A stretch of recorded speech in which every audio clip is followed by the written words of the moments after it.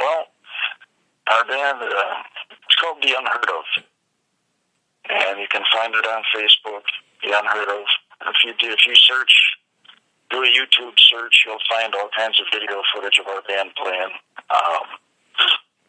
The instrumental combo is called Rev 500, REV 500, and we're also on Facebook.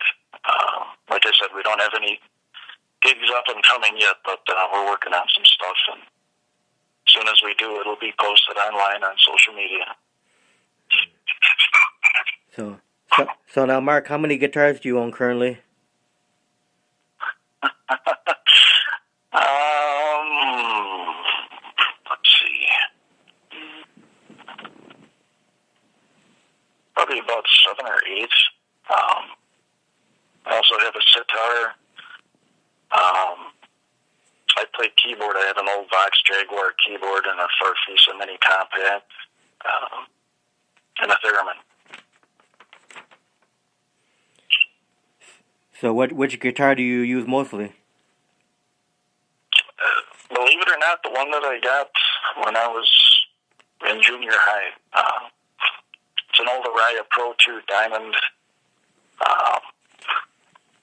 and like I said, I've had it. It's the first one I ever got, and I still use it to this day for just about everything. It's got hot-rodded pickups, and it sounds really good through the vintage amps that I use. Now, for the songwriting, do all you guys write the music for the band? Somebody will come up with a riff.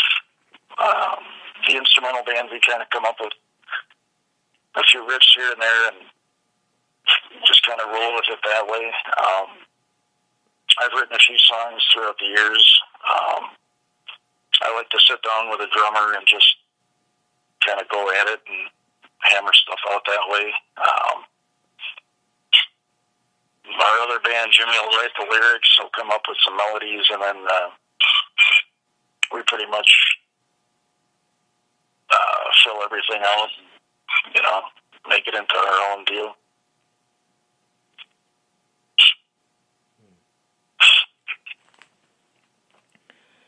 So now back to Great Lakes Dragaway. Do you feel when you're in the tower that you interact with the crowd? I think so. It's every time you're in the tower, you're on, you're working, you're doing it. But I enjoy the big events because there's a lot more feedback that you can hear both from the crowd and you can see from the crowd as far as what's going on. But there's a lot of interaction there.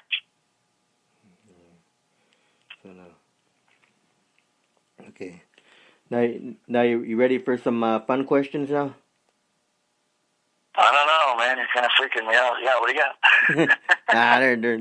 They're easy questions. What's your favorite food? What was it? What's your favorite food, Deej? My favorite food? Yep.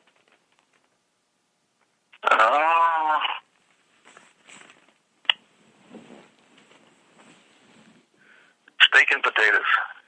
You're a steak and potatoes guy. Yeah. What's your favorite beverage?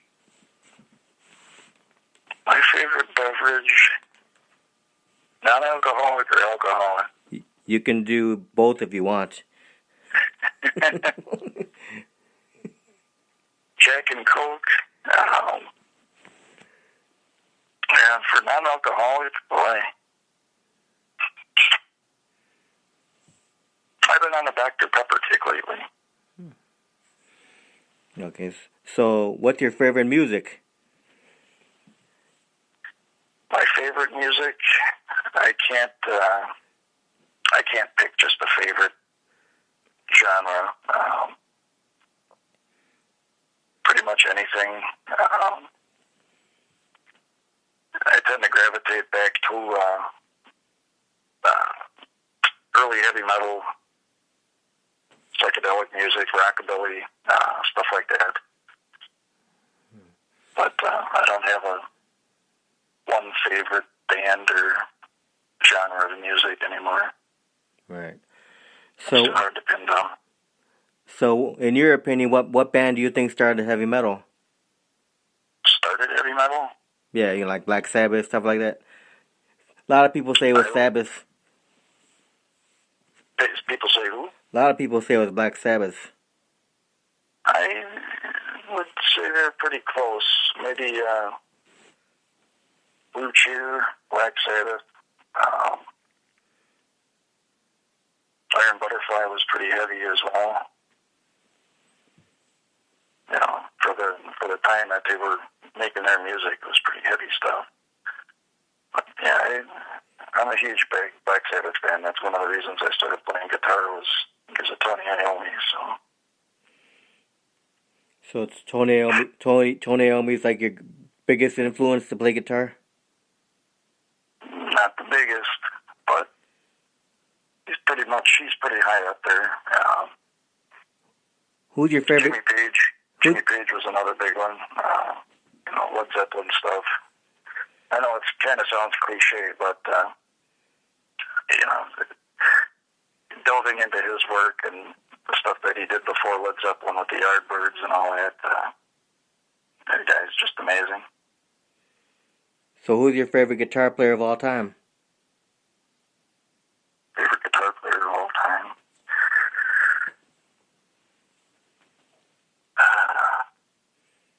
Me?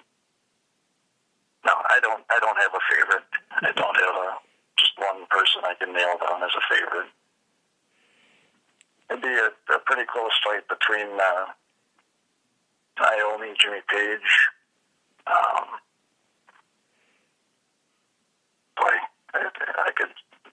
I can't pick one. Okay. You have a favorite movie of all time? Favorite movie of all time? It would have to be either American Nitro or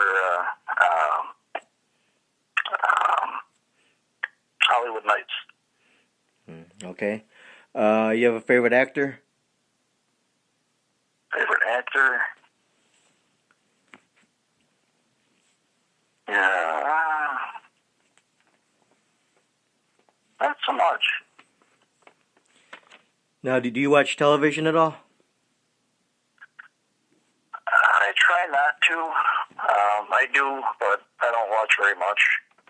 Are there? And the funny aside to that is I never even owned a TV until I was probably 25 years old. So, do you have any hobbies outside of drag racing?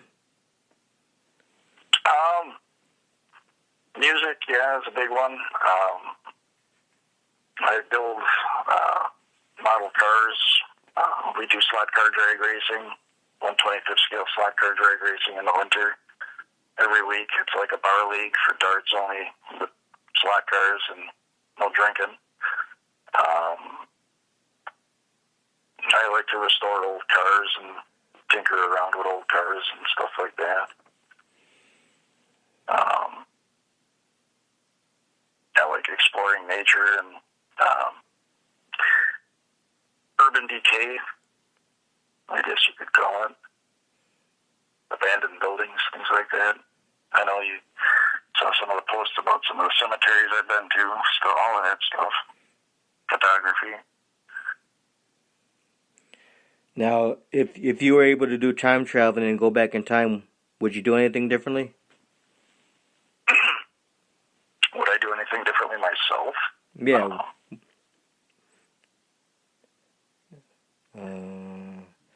Boy, I don't know. I've had a lot of fun. I'd probably try and do more things to not get caught doing them. Yeah. Now, if someone said, "Hey, Mark, here's $200 million. Can you build me a drag race track?" Where would you want to build a drag race track, and what kind of features would you want to put into the track? Where would I put it? Or would you just throw the money into the Great Lakes Dragaway and do some stuff on it? I'm sorry, say that again. I said, or would you just take the money and put it in the Great Lakes Dragaway and do some stuff into the Great Lakes Dragaway? That's the location.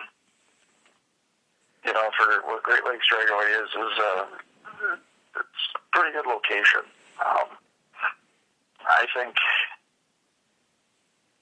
I don't know, if I had a couple $1 million, I don't think I would open something to compete with them. That's for sure.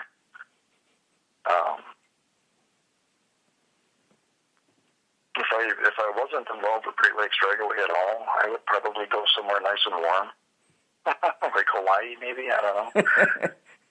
But like you said about taking the money and putting it into the track itself, that would be a good option as well. So I don't think I would ever try and do anything to own the track unless the opportunity presented itself, which but I don't know.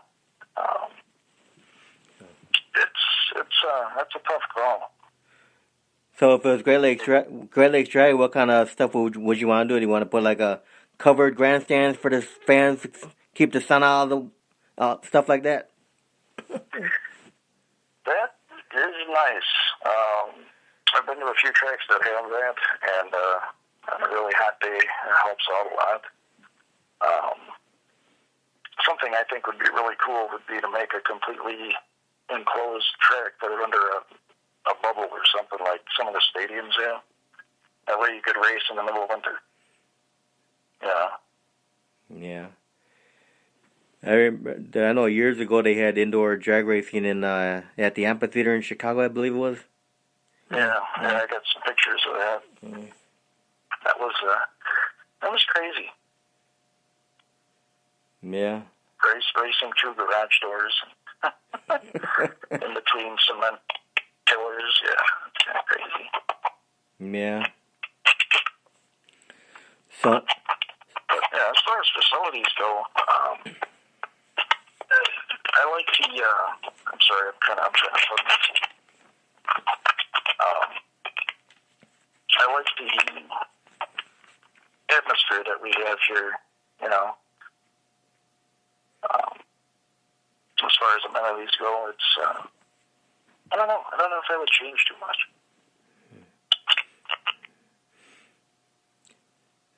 So now, if the fans listening and want to find all the events at Great Lakes Dragaway, what's the best way for them to find it on the Facebook page? For the track, you said? Yeah, for the events at the track. Everything going on for the year. You can either go to the website, GreatLakesDragaway.com, or you can go to Facebook.com/Great Lakes Dragaway. And there's also some pages put together for some of the events as well. There's a huge page for the first 20-year reunion on Facebook, and what that event is the name is, I guess, a little misleading. It's not. It's basically a celebration of the first 20 years of operation from 1956 to 1976, and the cars and stars from back then. It's open to anybody that wants to go, obviously, but the focus is more on some of the history, and you go on the Facebook page for that event, first 20-year reunion, and the pictures and things that people are pulling out of their archives is just amazing. There's Facebook pages out there dedicated to ladies' night, the import races that we do, the sport compact racing, all of that stuff's out there on Facebook. Okay. That sounds good. So I hope you people caught all that to find what's going on at Great Lakes Dragaway. And Mark, I want to thank you very much for your time for the interview. Well, thank you very much. We finally were able to sit down and do it, and it's been a pleasure. Yeah, we'll do another one in the future, hopefully. Okay. So you have a good night, Mark.